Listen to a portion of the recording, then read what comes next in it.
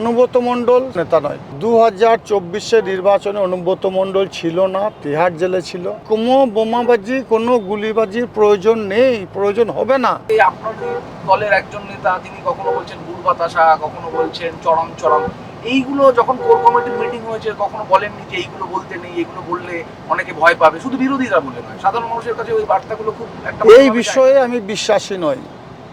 বীরভূম জেলা তথা বাংলায় মমতা বন্দ্যোপাধ্যায় যে উন্নয়ন করেছে, সেই উন্নয়নের নিরিখে মানুষ ভোট দেবে। উন্নয়নই আমাদের হাতিয়ার। সর্বতই যে বিষয়, যে ভাষাগুলো আপনি বললেন, এই ভাষাগুলোকে ইউজ করার কোনো প্রয়োজন নেই। এগুলো বাজার গরম করা ছাড়া কিছু নেই। 2024-এর নির্বাচনে অনুব্রত মণ্ডল ছিল না, তিহার জেলে ছিল।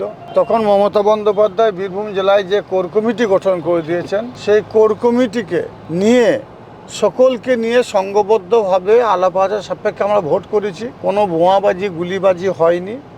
বীরভূম জেলার মানুষ লাইন দাঁড়িয়ে ভোট দিয়েছে, নিজের ভোট নিজে দিয়েছে। বিগত দিনে যে রেকর্ড ছিল, সব রেকর্ডকে ছাড়িয়ে গেছে। আমার বিশ্বাস এই 26-এর নির্বাচনে ব্যতিক্রম হবে না। আমি দলের একজন কর্মী, আমি নেতা নই। অনুব্রত মণ্ডল সেও দলের কর্মী, সেও নেতা নয়।